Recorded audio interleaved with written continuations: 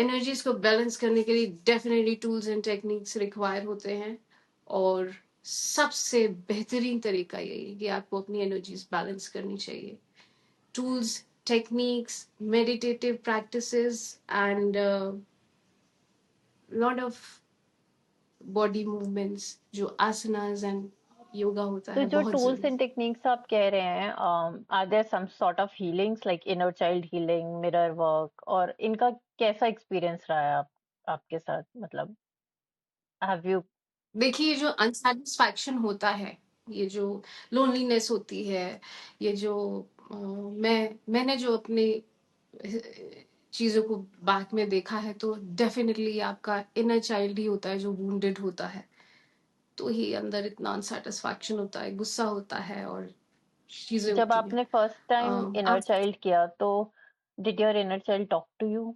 कैसा था वहां पे, अगर आपको कुछ याद है? No it's been years, but अगर आपको याद हो कि हाउ, नहीं, मिर्चाई तो मैं आज भी किया हुआ है मैंने. बच्चा तो आई हमेशा मीन अपने जो आपका साथ रहता फर्स्ट है. एक्सपीरियंस है, वाज इट वेरी वुंडेड? क्या स्टेट था? वाज, क्योंकि मुझे अपना याद है जब मैं फर्स्ट टाइम इनर चाइल्ड की थी तो my inner child was not talking to me. वो इतना हर्ट था कि it was not talking to me. So that's I just wanted to know कि आपका. एग्जैक्टली. हाँ. मेरा शांत था, चुप थी. आज भी मुझे वो याद है, वो व्हाइट फ्रॉक पहनी हुई थी उसने, मुझे याद है मैं बचपन में वो पहनती थी. और चुप थी, उसे पता ही नहीं था क्या हुआ क्या नहीं, बट खत्म हो गया था वो. उसे पता ही नहीं है कैसे ठीक करना है, या वो क्वेश्चन भी करना भूल गया था. वो बच्चा, उसे पता ही नहीं है, वो जैप्ड है, जीरो है वो. तो उसको एक आस देना, खुद से जोड़ना और दिखाना कि बस उठना है, यहाँ से हटना है. तो मेरा भी शांत था. मैंने थोड़ा उसको पटाया, प्यार किया, हम्म. चॉकलेट्स खिलाई, प्यार किया उसको. मैंने कहा हटाओ ये क्रीम कलर व्हाइट कलर की फ्रॉक्स पहनना, चलो कुछ अच्छा करते हैं.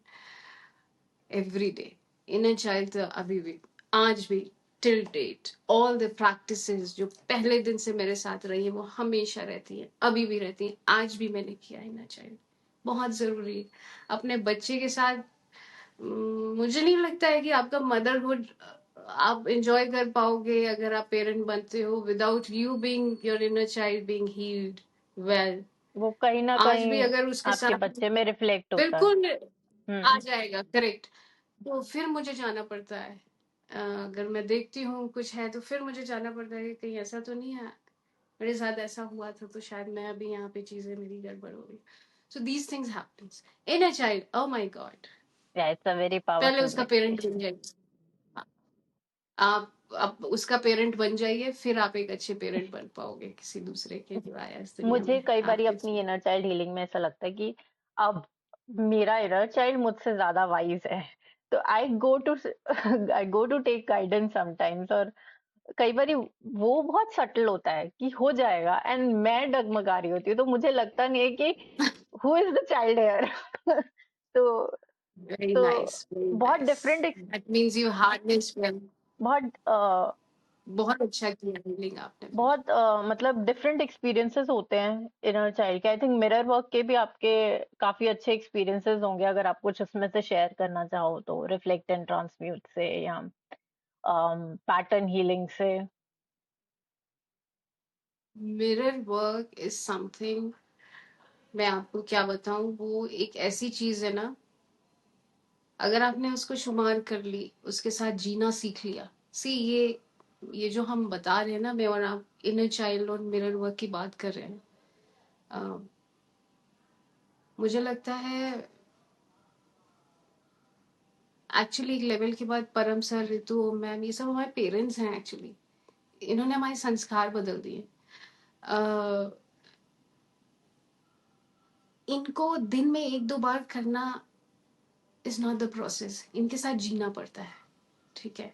मिरर वर्क एक ऐसा प्रतिबिंब है, एक ऐसा टेक्निक है कि वो अगर आपने उसके साथ जीने की आदत डाल ली, तो आपके सामने जो दीवारें हैं ना, वो भी मिरर करने लगेंगी.